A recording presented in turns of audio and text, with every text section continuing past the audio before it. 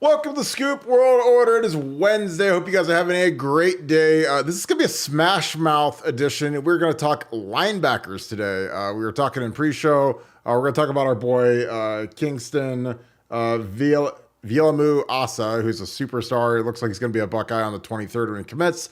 But we're going to talk a little bit about the legacy of the Ohio State linebacker position, because it is a fun legacy to talk about. We're talking about it in pre-show. So I want you, in your comments right now, give me your Mount Rushmore, your top four Ohio State linebackers.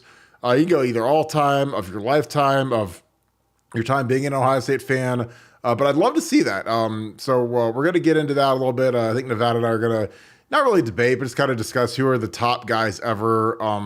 Because there's some really good linebackers in the history of Ohio State. So this is going to be a fun episode. As always, we're very thankful for you guys, grateful for you guys. Thank you guys for showing up tonight. Appreciate you guys tuning in. As you can, shout out where you're from. As always, you love listening or seeing where you guys are listening from. We've got Naples. We had Italy the other day. It's amazing where you guys are watching from. Vegas, California, Columbus, Canton, Naples, Miami. It's everywhere. We appreciate you guys so much. If you enjoy this content, please leave us a like and click subscribe. We're racing to 20,000 subscribers. Unbelievable. We appreciate you guys. If you guys enjoy this content, send it to your friends, text it to them, email it to them, whatever it takes. We appreciate you guys spreading the good word. And if you enjoy our live shows, click that little alert bell and you'll get an alert every time we go live. So you can jump right in to the fray, have us answer your questions. Quick plug, we have Phil Steele tomorrow at 12:30 Eastern time. We're going to have him live with Bill the Bank Green. It's going to be about a half-hour episode. Super excited to have Phil Steele on. He comes every. He's a big fan of Buckeye Scoop. Follows us on Twitter. The smartest college football analyst in the entire world. Nobody puts in work like Phil. We're super excited to have him. I'm going to post last year's episode, and we're going to get into it with Phil, talking Ohio State football, his projections for the Buckeyes, and can they win a national championship this year? I think they can. He thinks they can. It's going to be a great episode. So with that being said, I'm going to bring in a very hard-hitting linebacker. Probably had a neck roll and a black visor on his helmet. Mr. Nevada Buck. Nevada, how are you? Well, in the idea that we're gonna have Phil Steele here tomorrow, I got a question for you. The movie Real Steel, was it great movie or greatest movie? What do you think? I mean, you're talking about robots that box. We're not that far away from that. I don't think that we're that far away from that. That seemed like a crazy idea at the time. But like robots that box, I'm telling you, watch it tonight. Flip it on to Real Steel. Real Steel better than Sage Steel? That is the real question. Sage Steel's suing ESPN right now, so shout out Sage Steel. She is fighting the good fight for the good Americans that are going on. Nevada, we're gonna get into linebackers. Kingston Viliamu-Asa is a kid that we believe is going to be a Buckeye. There's a lot of people inside the program that believe he's going to be a Buckeye. These projections have him go to Notre Dame. I think that's fading. I think these are a little out of date. What do you like about Kingston? He goes to Bosco, probably the best program in the entire country. It was where Mateo Uiagalelei played. What do you like about this kid? Who do you compare him to? He's a big impact guy, super sharp guy, really athletic guy. I'm going to click his film on here in a second. But what do you like about Kingston? Well, I've seen him play a bunch, and they're playing. They play right down the road from where I live, so I've had a chance to watch him play a lot. He's just a super impactful guy. A guy can do it on either side of the ball, can really run. The Samoan linebackers, you get to see them a lot out here on the West Coast, and they're just violent guys, and that's what you like most about him is that he's not a drag down tackler. He's a knockdown guy for sure. Reminds you a little bit of Ray Balaluga for guys that, for little older guys that remember him as part of that troika of great USC linebackers with Clay Matthews and Cushing, and plays a lot like that. High impact guy. And I think Ohio State's getting him. And the reason I feel so strongly that I think Ohio State's getting him is because my USC guys are telling me that Ohio State's getting them. And USC guys think that they're getting everybody. So when they're telling me, no, you're going to get this guy, that I certainly pay attention to that. So Ohio State feels confident. USC feels like we're getting them. So I think all signs are pointing to the Buckeyes. Yeah, this is a guy, Jim Knowles and James Laurinaitis love him. He's a kid that's high impact guy. Again, there's some guys. You talk about the violence. It's just something that is innate in some guys. It reminds me of Bob Sanders. Bob Sanders was a legendary player for Iowa. I think he played for the Colts. He was like defensive player of the year the one year. But he was so violent that his career was kind of cut short because he just didn't have that hesitancy. Like a lot of people when they go, if I say, hey, go run as fast as you can into a brick wall, like right before you're about to hit the brick wall, you kind of cinch up and you kind of let up a little bit. But there's some guys that they don't have that sensor that says, hey, you're about to hit a wall, kind of slow down a little bit or don't run through it. Guys like Bob Sanders and Kingston don't have that sensor. They just run straight through it and they just absolutely murder guys. And I love that. Like I think that, you need violent linebackers to stop the run. Again, you get into those November games, those Michigan games. You need guys like Schlegel. You need guys like AJ Hawk that can stop the run. We always had really good success against Mike Hart. Our defense in '06 wasn't nearly as good. James was young. He was still only a true sophomore. We had Marcus, who was a year older. But that '05 team where we had Schlegs and AJ Hawk, man, I mean, they couldn't run on us, in '05. Mike Hart couldn't do anything. I think Kevin Grady scored their only touchdown. We shut down Mike Hart up in Ann Arbor, and it was because of our linebackers being so good. And I think you need those guys in those physical games. You need these guys that are big physical players that can take on a guard, shock a guard with their violence. They get those thick, those heads. Like Schlegel had a head that was like a sledgehammer. He'd hit me under the chin with the crown of his helmet. Probably should have been a penalty, but he would shock guys when he'd come through the line because he knew how to be violent, and this guy knows how to be violent. I love watching his film. And it's something that, the violence is something we need to get back to on our defense. And again, I think part of it is because we're so dink and dunk and we're so chuck and duck on offense. It's hard to be violent when you're just defending bubble screens and pass patterns all day. Like you got to get back to stopping the power run game, the power counter run game. We're more of a stretch team now. It's a less physical style run. It's very effective. I mean, again, it's a lot what Denver Broncos and Atlanta Falcons and Houston Texans did for a long time, but we're not the physical downhill running team that we used to be. And I think that's something we need to get back to. And these are the kind of guys you need to defend that. Nevada, as we're watching this, and real quick, this is a good question. So when I played both ways in high school, I played defensive end. So it was kind of like we played like the 3-4. So it was kind of like that 5 technique, Pittsburgh Steelers defensive end. So that's what I was. And I played tight end. So shout out to kids that go both ways. I know it's not cool and people think it's tough. It's way harder to go both ways. But if you're a good player in high school, you should be going both ways. So Nevada, let's talk about the lineage of the Ohio State linebacker position, because it's one of my favorites because there's a lot of depth. There's a lot of guys that had great college careers, maybe not great NFL careers. There's some guys that had good Ohio State careers that had great NFL careers. Who are like some of the guys in the lineage? Again, we have a ton of people giving their Mount Rushmores in our chat. Appreciate you guys. Names like Kat Samore, AJ Hawk, Spielman, Gradishar, Marcus Merrick, Cousineau. A lot of the usual suspects you suspect. Who are some of your favorite linebackers in Ohio State history? I see Ryan Shazier, I see Darren Lee. I think, Darren obviously and Shazier being first round picks, being 4-3 guys, I think it buoys them. I think with Darren, being part of that national championship team obviously it raises you up. Wilhelm, national championship. Who are some of your favorite linebackers ever, Nevada? Well, I mean, again, I grew up in an era where the middle line you played 2 middle linebackers and they were named Pepper Johnson and Chris Spielman, and those were 2 pretty good players. And so I like my linebacker play. It's hard for me to get past any list. I mean, Randy Gradishar, Tom Cousineau, Cousineau, Casamoyer, Spielman. I mean, it's just hard to get past that. But we were talking. I had some people talking. They were talking about Ryan Shazier, and I was like, I'm going to say this is going to sound blasphemous, but like for me, he wasn't a top 10 linebacker at Ohio State. I can't get him into my top 10, and that doesn't mean Ryan wasn't a terrific player, a terrific human being, a terrific pro, a first round pick, a combine phenom, but like he's not top 10. That's how deep the linebacker pool is at Ohio State. I think he was a guy that was good in college, but not super great. I don't know. And maybe that's just my opinion. I felt the same way about Raekwon McMillan. I thought Raekwon McMillan was fine, But now, how long has Raekwon been in the NFL?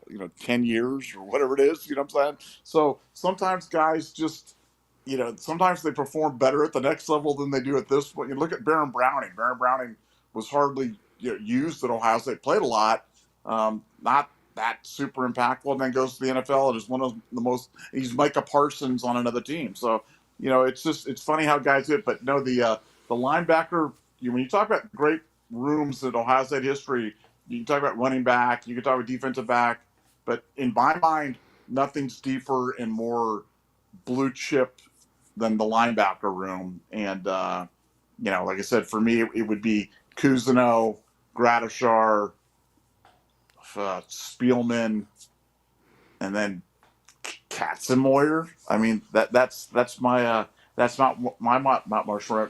And now yours probably starts with AJ Hawk and then goes from there, right? I'd go AJ Hawk, Laurinaitis for sure. I mean, you have to include Spielman just because of the amount of awards, the major awards. And then that last one is really hard. I mean, it's yeah. I mean, James was a 3-time All-American. AJ 2-time All-American. Yeah, but then you get to guys like Gradishar. You get to guys like, Wasn't Cousineau taken first in the draft or something like that? I mean, he might have been. I mean, his last year, I just pulled up his stats. I mean, he was 2-time All-American, Big Ten MVP. Had 100 and God, how many did he have? 200. He averaged 17 tackles a game his last year. 211 tackles. I mean, that's insane.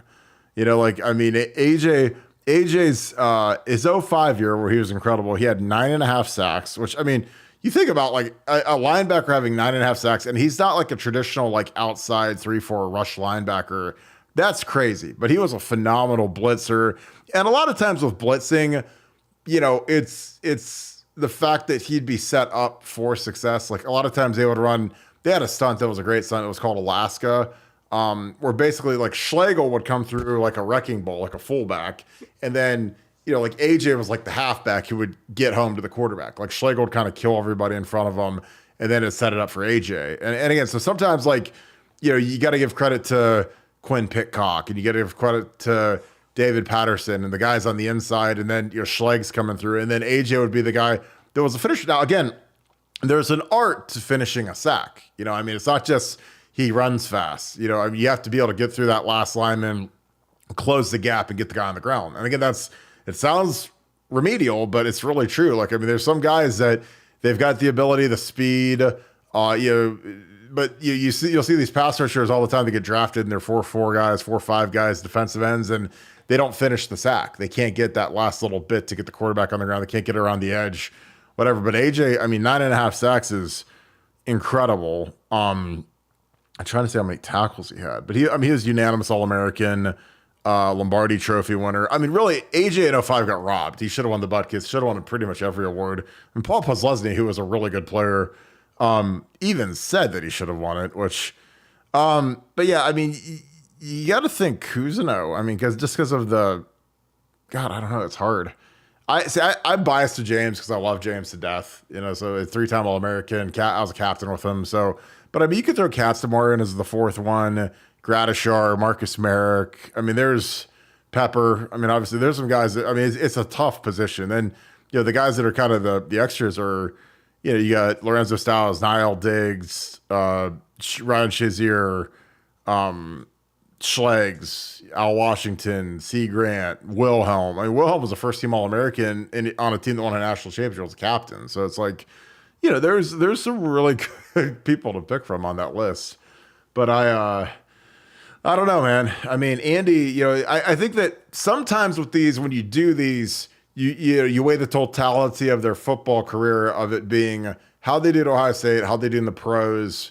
And, a guy like Andy Katzenmoyer, who suffered a severe neck injury, with the Patriots, it hurts. I mean, he's the guy that, if he had played 10 years in the league and made 6 Pro Bowls, like, he's probably the first guy on Mount Rushmore. But, you weigh the whole career. AJ Hawk, Super Bowl champion, captain of a Super Bowl team. He kind of did it all, had a great career. Wasn't really to the level that I thought he would be in the NFL, because I thought AJ would be a 10-time Pro Bowler, NFL Hall of Famer. He never really achieved that, but I mean, he won the Super Bowl. He was Packers all-time leading tackler, and I love AJ Hawk. I mean, AJ is probably one of my favorite teammates I ever had. One of the greatest professionals, one of the hardest workers. Like, he's just a different animal. Like, AJ is an incredible player, but I honestly thought he'd be, 10-time Pro Bowler, first ballot Hall of Fame type guy, and he wasn't that, but he had a fantastic career. So you're who are some guys that you think are underrated in the linebacker pantheon of Ohio State, or some guys that maybe they weren't first team All-Americans, or guys that you just enjoyed watching, like over your 50 years of watching Ohio State football? Well, I mean, it just, it's, I mean, there's just so many. I mean, a guy like Pete Werner, I thought was super Yeah. underappreciated at Ohio State. I thought he turned out to be a terrific pro, and he went on and really just really had a nice career already. Yeah, I mean, he's going to probably what's he going to make $100 million in the NFL by the time his career's done. I Yeah. mean, Pete was a guy that was in a lot of people's eyes, he was just a guy on the team, and no, I think he was a terrific player. Look, I think Tommy Eichenberg is a really, really good linebacker. Like Yeah. really, really good. Like he might. I'm not saying he's on the pantheon of the great, not in the top four, but by the time he leaves, he might be in the top 10. I mean, Tommy's really, really good. I always think we can always talk about the old days, about the Bob Brzezinski's or other guys, and talk about how good they were. But Tommy's right there in front of us, and you're going to enjoy watching every minute of him. But when you're talking about underrated, I have to bring this up because Mhm. I think that this is one of the great snubs in all of sports, and it's happened to an Ohio State player. So I'm just gonna, not that my voice is going to be heard, not to make any difference in anything, but how is Randy Gradishar not in the National Football League Hall of Fame? When you look at some of the guys that are in there, you look at pull up Randy Gradishar's career, pull that up, and explain to me how he is not. I mean, I see some guys that make the National Football League Hall of Fame, and I'm like, well, they were good players. They were real good players. Maybe they got that for longevity. I mean, Gradishar was a dominant player on those Broncos defenses, which in his day, the Broncos defense were just dominant defense, the Orange Crush, and he was the head of the Orange. I mean, he literally like led the Broncos from you know obscurity into to the verge of Super Bowl greatness, and it was really due to his linebacker play. And I just do not understand how that guy is not in the NFL Hall of Fame. So somebody's got to explain that to me. Well, I mean, statistically, he should be a shoe-in. I mean, you look at, he was Defensive Player of the Year, so that's pretty much an automatic shoe-in in '78. I mean, if you make 7 Pro Bowls, that's almost automatic, guaranteed lock. I mean, that's really hard to do. 2-time first-team All-Pro. So people that don't know what the difference between like All-Pro and Pro Bowl is, a Pro Bowl is kind of it's cool. It's the All-Star game, and by the time, guys, and again, the Pro Bowl is like I don't even know what it is anymore. It's like it's a bunch of stupid games they play. They don't even play a game anymore.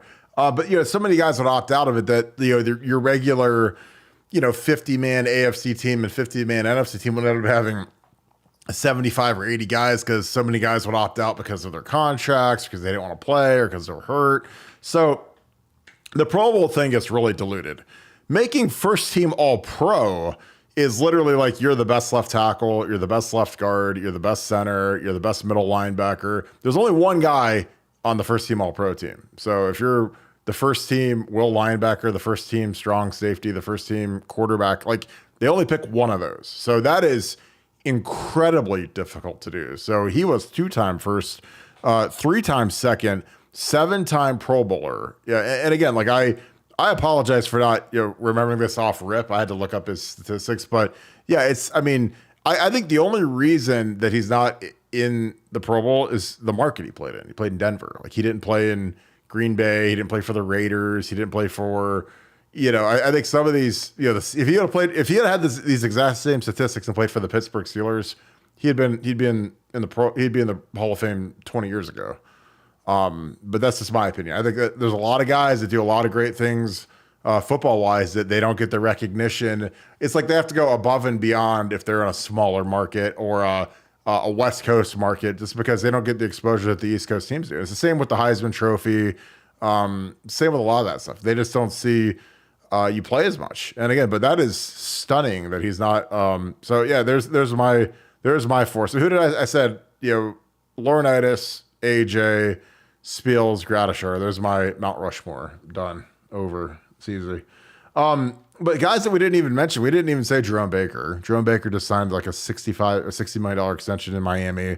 Didn't have I think the total impact people might have projected for a 4 or 5 star linebacker, but I mean, he was a freakish athlete. He was a Darren Lee Shazier level type of athlete.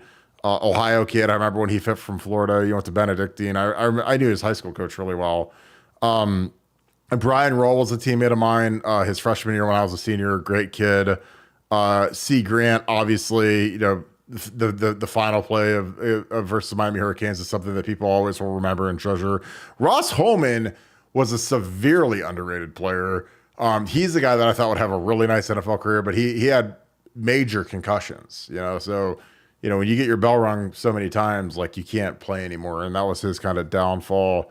Rob Reynolds, aka Turbo, he was great. Austin Spittler was great. Steve Tovar. Yeah, there's some really good linebackers, man. It's kind of crazy when you look at it. And then you look at the 10 highest drafted linebackers in Ohio State history. Who do you think is the highest drafted linebacker in Ohio State history, Nevada? Well, it's got to be Cousineau, right? Number 1 overall. Did he go 1? He was either 1 or 2. I mean, it was high. I just remember that. It was. He went to Buffalo and it was really, really high. Maybe I think this list might be wrong. I'm looking at a list and it says AJ at 5, but this doesn't go back very far. But yeah, but Pete Warner's a kid. Yeah, check I'm Cousineau right now. Okay. Yeah, when did Cousineau go? Just because I remember there was a thing about him going to the Montreal Alouettes, and there was a big thing with the Canadian Football League, and but I'm pretty sure he was either 1 or 2. No, he went 1. You're right. Yeah. Yeah. So I mean, there you go. I mean, that's the guy that's right on the fringe of the Mount Rushmore, and he went first overall in the NFL draft. But yeah, I mean, it's just like that's got to make cuts somewhere. I mean, is it him or? Again, because if you go off being first in the draft and 2-time first team All-American, but you're getting down to him and Randy Gradishar, maybe Laurinaitis. I mean, Laurinaitis played 10 years in the league. AJ, Spiels had a great NFL career. So it's hard, I feel comfortable with my guys, but if you tell me to push out James or AJ and put Andy Katzenmoyer or Tom Cousineau, like I'm good with that. Like, I wouldn't be like, oh my God, how could you ever? Because it's like cutting hairs at this point, or splitting hairs, excuse me. But this has been a really fun one. I keep running Kingston's highlights. I'm gonna bring it back onto us. But what do you think of the linebackers this season? It's a little different now with the being in nickel defense. We always get these questions where people are like, well, why don't they run more of a 4-3 defense? I was like, well, you really can't when teams are 85% of the time in 3 receivers, because you're not going to have a good matchup with your Sam linebacker versus a slot wide receiver. He's going to get torched. So you have to play nickel defense, which is, the 4-2-5 or Fandango or whatever you want to call the defense that Jim Knowles run. It's just nickel defense. Like there's nothing fancy about it. I mean, he calls the nickel, and he plays 2 safeties, but people say it's a 3 safety defense. And I don't see how it's any different than nickel defense. I mean, he literally calls the nickel back, the guy that covers the slot receiver, the nickel. So it's just good old nickel defense. But what do you think of our obviously we have Steele, obviously we have Tommy, 2 guys, a lot of experience, a lot of coordination, a lot of cohesion together, roommates, best friends. I think that matters. I think that chemistry is really important. I don't think people realize how important chemistry is. I think that year 2 of a system is of huge importance, because I think that the guys are more natural. They're more just reacting. I remember I was very fortunate when I was at Ohio State. I had the same offensive line coach the whole time. So I knew the techniques, knew the plays. It wasn't like we had new coordinators coming in or new jargon or new terminology. And that is something that I don't think people realize how good it is when you you have that consistency. So Jim Knowles year 2. What do you project for our linebackers? Obviously, a lot of people know about CJ Hicks. They want to know about Gabe Powers. We got a lot of guys that are young, that are chomping at the bit, that are kind of stuck, in the holding pattern, because we have 2 veterans that are really good players and, preseason All-American, preseason All-Big Ten type guys. What do you project for Nevada? Well, I think, first of all, I mean, Tommy, we got to go back in the Wayback Machine 12 months ago when people really believed that Tommy Eichenberg was tough Borland and couldn't play. And then, I mean, let's just be honest. That's if we play the podcast from a year ago, nobody was singing the praises of Tommy Eichenberg, and I don't think any kid in any room has made a bigger development in 1 year than what Knowles did with the linebackers and with Tommy, in particular, because I mean he's just tremendous. And I think as a result, you've got a guy like Steel Chambers, who I think is going to have a long NFL career for some team. Gets somewhat overlooked, like you said, just because he's just an all Big Ten type of talent playing in the shadow of a Tommy Eichenberg. And then you've got a kid like Cody Simon, who I think could start for 100 teams across the country right now, who's kind of in that third spot. And then I'm gonna put Sonny Styles in there, even though he's a safety. And I know, I mean, they're kind of using him in that Darren Lee spot. They like him on those early downs where they can kind of play him as kind of that hybrid that can, step out and, cover a guy in the slot or, defend the run. CJ Hicks, you mentioned, is a young gun who's got to get some action out there because every time he's on the field, he's making plays. So, when you ask how I'm feeling about the linebackers, I mean, really good. I just think it's on a team that I believe that the defense is going to be the strength of the team. The linebackers is going to be the strength of the defense. So that's how highly I think of the position group. When you look at the 9 position groups or however you want to break it down, I think it's the strongest group on the team. It's the one that'll be the highest impact and the one that will consistently bring it. And when you have great linebacker play like that, when you've had experienced linebacker play, the group that makes the biggest jump on the defense in a second year, linebackers. And these guys, like I said, they're a close group. There's a lot of chemistry between their group. There's a lot of cohesion between that group. And like I said, I couldn't be more excited. To me, it's an A++ group, one of the better groups we've had at Ohio State. And we've just talked about the great history of Ohio State linebacker. I'm not sure there's been a better linebacker. I'm talking about top to bottom in terms of talent that we have in the Ohio State linebacker room this year. So couldn't be more excited about it. Yeah, I think there's a lot of parallels with Tommy Eichenberg and really Pete Warner. Like Pete Warner, that 18 season, Urban's last year with Greg Schiano's defense. And I love Greg Schiano. I had great conversations with him. I think he's a really talented coach, but schematically we just weren't good.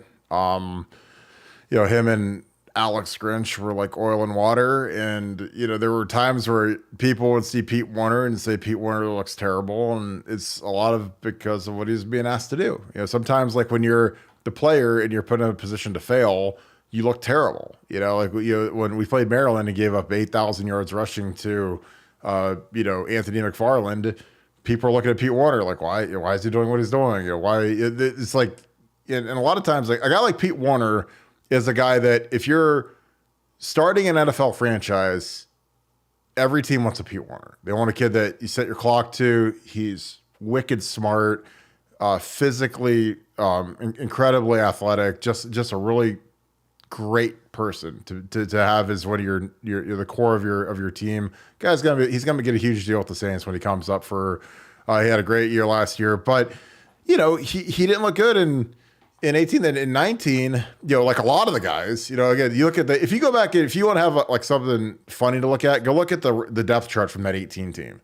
And you'll sit there and say, how on earth could we be bad on defense when we have, even if we lose Nick Bosa, we still had, Chase Young, we still had Draymond, we had, all these guys that not only got drafted high, but they also got huge second deals. Pete Warner, you look at the talent, and then you look at the 19 team, and Jeff Hafley comes in. And I give Jeff Hafley some credit for getting the thing coordinated, but I think the biggest thing is he just cut everything down and made it so the guys could just play fast and play loose. And 19, like Chase Young becomes, top 2 pick. You know, you look at the production that we got from our interior guys. You look at our linebacker play rocketed up just because we hired Greg Madison, and Greg Madison was what Coach Ray Lewis was DC for the Baltimore Ravens, DC for Michigan. He was the D-line coach at Florida when they whipped us in '06. So, I mean, he's been around the block, and he's a fantastic front seven coach. And magically, our front seven was really good. Our coach, magically Pete Warner was really good because he had Greg Madison teaching him, how to play linebacker. And I think that the same thing happened with Jim Knowles last year. Jim Knowles shows up, all of a sudden, we go from Al Washington, and I like Al, but Al's a defensive tackle in college, and he's trying to coach linebackers because Ryan Day, hired him to coach linebackers, and he was a disaster as the linebackers coach. And now he's at Notre Dame. What's he coaching? Defensive line, where he should have been the first time. But, again, he was at Michigan. I heard stories from Michigan players like Devin Bush, the kid who went top 10, about how he would get into it with Al about techniques and stuff. And I was like, this is going to be a disaster. And then sure as can be, he's gone. Jim Knowles comes in. Jim Knowles knows what he wants from his linebackers. He's the coordinator, so he's the sheriff.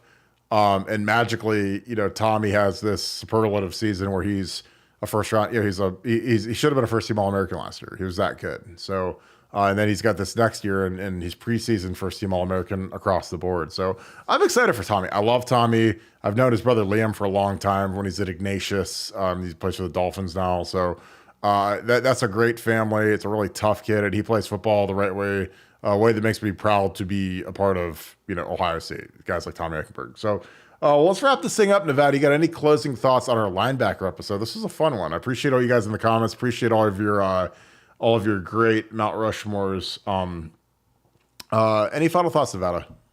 No, just looking forward to Kingston. Like I said, Kingston's a kid that I've been able to watch a bunch of times out here, and hope things proceed as they should over the next couple of weeks, and be picking up a nice commitment, and a guy that, like I said, can add some pow and bang to our linebacker, to an already stacked linebacker room. So it'd be a really good get for Ohio State. Looking forward to it.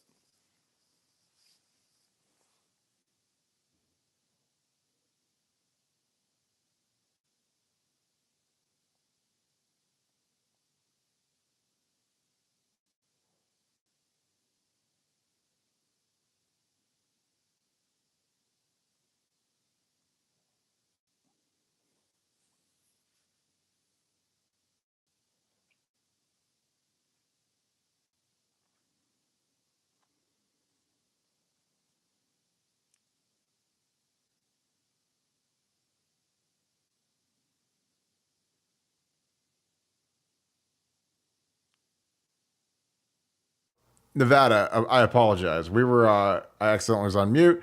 D Sunny, fantastic super chat. Again, our super chats always get answered. I apologize for that. Nevada, when a solid starter gets passed on the depth chart, is it at a meeting with the coach and parents, or does the backup go in and just not come out? I assume you probably want me to answer this because I've lived it, or do you want to take a crack at it first? No, you can do it, but I think whenever you talk about situations like this, we have to, and you did kind of live this kind of part of this, but the famous Todd Beckman, Terrell Pryor, hey Todd, going out there with like, oh no, hold on, Todd, go back, put your helmet back on. That one deserves a special place and a special recognition, but yeah, feel free to go ahead and explain it. Well, I've seen this happen a lot of different ways. I mean, I saw with Jim Trussell with the Troy Smith, Justin Zwick thing. Troy gets suspended. We start the '05 season with Justin. We beat Miami. Troy was suspended 2 games. So he missed the bowl game. Then he missed the Miami Redhawks game that we opened that '05 year up. And then the next game against Texas, they rotated back and forth. We lost. I think Troy graded out higher.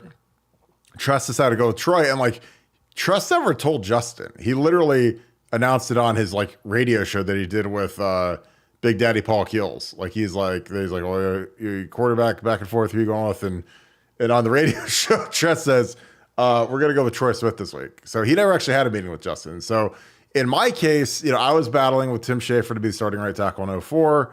I got beat out in camp. I missed all of spring ball minus like 2 days because I had shoulder surgery. I got back from the shoulder surgery, and then I got my ankle blasted, like destroyed. So I was out for like almost 5 weeks with like a broken ankle, basically. So I came back. Was rounded into form in camp. I thought I had a good camp. I thought I had a camp that was good enough to be the starter. But I didn't. I was behind the 8 ball, so they named Tim Schaefer the starter. It was me, TJ Downing, and Tim Schaefer all competing for right tackle. They named Schaefer the starter. They named me the backup. They moved TJ to guard. And so, in the early games we played Cincinnati, played Marshall, I would like kind of rotate in, probably play like 20% of the snaps. We get to the Wisconsin game, which, Wisconsin was unbelievably good up front. They had Antosh Hawthorne, who whipped us in 03 up in Madison. Erasmus James, Big Ten Player of the Year, was the defensive end, who was probably the best defensive end I ever played against. Was a first-round pick of the Vikings.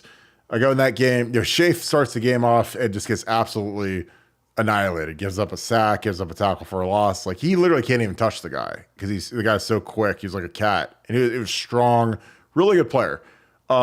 So after like 3 series of him just getting annihilated, John Peterson, who was our tight ends coach, he was down and Jim Bowman was up in the box calling the plays, says, "Hey, you're in next drive." And I was like, oh my God, like of all the games I could go in, and so they put me in and like I hung in there. It wasn't pretty. I didn't give up any sacks. I'm sure I gave up some pressures because he was literally probably the best player in the nation at that time. The week before we played him, he knocked out Zach Mills and Mike Robinson at Penn State. He knocked out 2 quarterbacks. So, I mean, there's like no pressure there. But I hung in there against the best player in the country, didn't give up a sack. And I end up, taking the job. And so I'm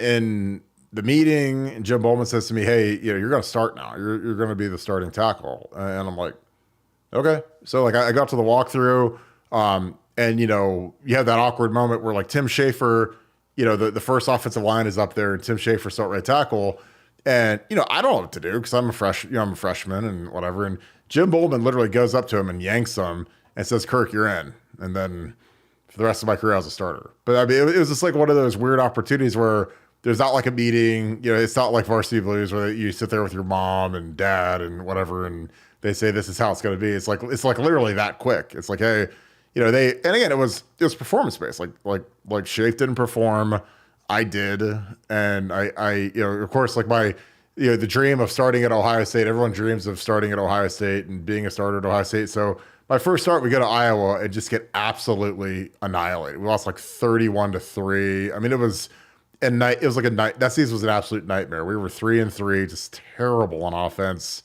And then Troy started to play. I think Justin separated his shoulder that game, and then Troy got in. And it was funny because at the end of that game, we were getting beaten so bad that Mike Nee and I got pulled, and they put in TJ and Shafe at right tackle. And I'd handled Matt Roth pretty much the whole game, and he was a really good player. And I remember like Matt Roth picked up Tim Schaefer and like threw him into the quarterback like he was like a 5-year-old. And I was like, "See, I told you that guy was good." And I was blocking him the whole game.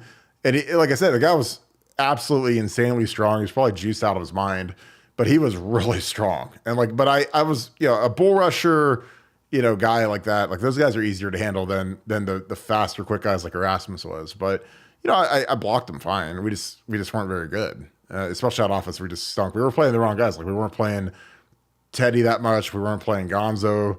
We're playing Troy. Then all of a sudden we put all those guys in, and magically I don't know if we went like 5-1 down the stretch or whatever. We beat Michigan when we were like 2 touchdown dogs at home. And then we won that bowl game. So that kind of gave us a little bit of a boost to the spirit going into the 2005 season, which was probably the best team I played on. So is that about how you thought it would be, Nevada?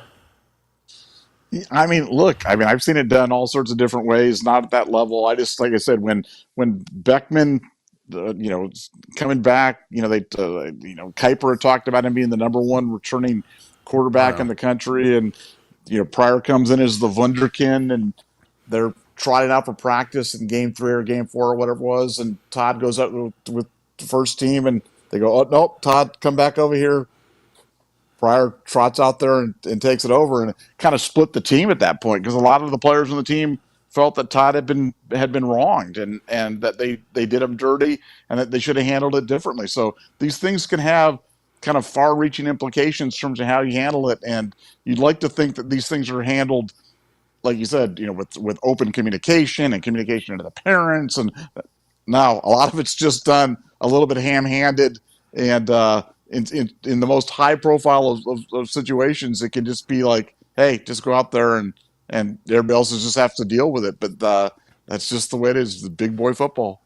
Yeah, and like Todd was all Big Ten in '07. I mean, he was a first-year starter my senior year, and we did enough to get to the national championship game. We were a ground and pound team, first in the country on defense, ran the ball a lot. Tried to keep the ball out of Todd's hands because he was when you're a young quarterback, like you don't need a first-year quarterback throwing it 60 times a game. It's better just to kind of ease him into the role. We lost Gonzo and Teddy. So we lost 2 first-rounders. They had a Heisman quarterback, so it was ground and pound time. But I remember like Doug Daddish in '04 got benched. He started every game the entire season and got benched for the '04 Michigan game. TJ Downing literally took his spot. And again, it was the same thing. It was the walkthrough thing. Like he went out to walkthrough, and Bull said, "Doug, you're out. TJ, you're in." It was like, I mean, that's like and Doug had no idea it was coming. Like that was the funny thing. It wasn't like, he never told Doug until I got to the walkthrough, and then he's like, "Hey, by the way, you're out." And TJ's starting, and so we played that Michigan game. I don't think Doug played a single snap, and he started every game up to that point. And then we played that bowl game versus Oklahoma State, and I don't think he played a snap in that game. So like he goes from being the full-time starter to not playing a snap the last 2 games, unless he's on field goal or something. But yeah, it was weird. Like, I mean, I was thankful that I never got benched. Like, thank God. But it was just like, it's not fun. Like, I mean, obviously you want to be the starter. I'm not gonna lie. Like, of course I wanted to be the starter, be the guy. But you got to have like a little bit of empathy. Like you just took a guy's spot, and he's going to be feeling like trash. So I don't know. But let's just talk about that just for a second. Like you couldn't. I don't know if you can do that now in the portal era. I'm sure, like if you did that back then, you can kind of do it because the kid can't just walk out the door without being a real problem. But right now, Yeah. If you did that to somebody, wouldn't a kid be playing at Colorado State the next week or whatever? Absolutely. Oh, I mean, if I would have been in Tim Schafer's shoes, I would have walked off the field, packed my shit or my stuff, and gone to Akron or Pitt or I mean, there's a lot of guys. If you've started 5-6 games at Ohio State, like Pitt will take you, Michigan State will take you. Like that's why they have to treat these quarterbacks with kid gloves, man. I'm telling you, because like you're like one little word away. Like a guy like Justin Zwick, there's no way that he stays and just holds the clipboard for behind Troy for the rest of '05 and '06. He'd have been out the door and he'd have been playing somewhere. I think that the big thing about back then is if you wanted to play right away back then, you had to go to 1AA, and it's like I mean, I get wanting to play, but like, do you want to go play at Youngstown State? And there's nothing against Youngstown State, but it's like, it's different when you can transfer to Penn State or transfer to Michigan State or, a certain level of programs and facilities. And, because you got to look at the holistic approach. It's like, I mean, I don't want to go somewhere where I don't have, a good weight room, good video, good training.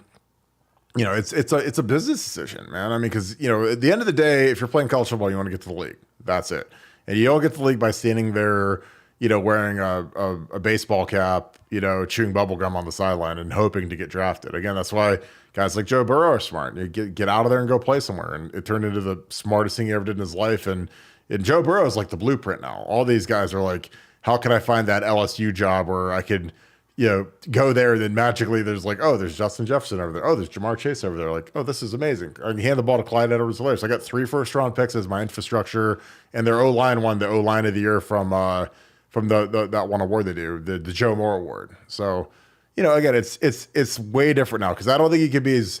And again, I don't think it's disrespectful because there's no easy way to tell a kid he's getting benched. Like, there's no, unless a kid just sucks so bad and he wants to get benched or he's just depressed or whatever. But like most of those guys, if you lose a game or you have a bad game, like these guys have been playing football for 10 years of their life. They just shake it off and it's on to the next one. But there's no easy way to do that. So, But yeah, it was. Now you're too young to remember the movie One on One. Remember the movie One on One with Robbie Benson when the No. coach wanted him to give up his scholarship and he wouldn't give it up, so he kept like beating him and having the kid run the steps and do all stuff like that, and then he went in and saved the game for him at the end. Come on. This is taking me for a first real steal, now one on one. I've got a movie palooza at the Nevada Buck House tonight. I'll tell you what, that's the Chris Fields story. The story of Chris Fields. Chris Fields was the guy, Urban hated him and wanted him gone. So he goes to Zach Smith. He says, I want Chris Fields gone. And like, you know, Chris still had like 2 years left of eligibility or whatever. And so you know, Zach had to go to the academic plan and say, hey, he wants him to graduate by the end of spring semester or summer semester 2012 or whatever. So like he had this like plan where it's like he had to take like 50 hours or some, basically like go to Ohio State, go to class from like 8 a.m. to 8 p.m. to get him graduated. And he wasn't able to get it done. I think some guys got hurt. So he ends up sticking for the 2012 season. And he famously catches the pass that ties the game versus Purdue. Kenny Guyton throws him. And I'm sitting there. I remember I told Zach that next week, I was like, that was the guy that we were trying to run out of here. And he saved all your jobs. Because I was a GA. I didn't care. I was about to be out of there after a year anyways. But like, you know, if we lose to Purdue at home the first year of the Urban Meyer era, man, that is and we were on the ropes, man. We needed that last second touchdown. We needed that overtime. You know, it was desolate. I mean, we needed a 2-point conversion that Hireman scored, but I mean, they were running Chris Fields out of there, and so that's kind of like because that's kind of how you get kids out of the program, is like you don't say, hey, you got to leave, but you just you just run them to death and you make them make their lives miserable. And that's how you get these guys to transfer. That's kind of the dirty little secret with football, and that's how they do these kids. So. Well, good. Well, again, any final words? That was a little 20-minute add-on to the tack onto the show. Appreciate that super chat. That was a fantastic question. As always, D. Sonny, you're the man. You bring these great questions, and sometimes I don't know if you sit around and you're writing in your notebook all day to get these, but that was really good. Any final thoughts about it before we wrap this? Nah, just it's movie night at Nevada Buck. Like I said, real steel, kind of a combination of the Iron Giant and Rocky. That's what I'm thinking. You've ever seen the Iron Giant? Another underrated movie, animated movie, but very like you will cry at the end of it. You'll cry at the end of the Iron Giant, and kind of Rocky. It's kind of meets its real steel. So that's what I'm going with tonight in honor of Phil Steele's appearance on the show tomorrow. I'm gonna go watch Slapshot. There you go. I love it. The Chiefs win the Federal League. I appreciate you guys. As always, thank you. D. Sonny, awesome question. Again, I appreciate you guys, all the interaction in the chat.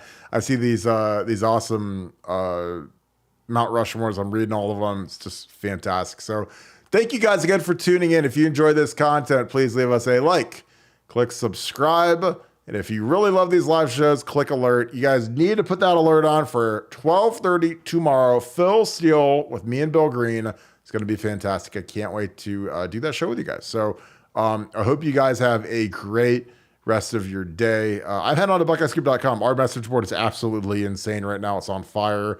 So I'd love for you guys to join us on the #1 Ohio State fan community, inside information, recruiting. Bill the Bank Green has been bringing the heat. This is a big-time recruiting class we're bringing in. So if you guys want to read all about it, come to the spot, BuckeyeScoop.com. Appreciate you guys. I hope you guys have a great rest of your day. I'll talk to you guys tomorrow, 12:30, a little early, but as you guys are eating your lunch, sit there, turn it on your computer, get ready to rock. Appreciate you guys. You guys have a good rest of your day. Thank you, Buckeye Nation, and thank you, Scoop family. I'll talk to you guys tomorrow. Go Bucks.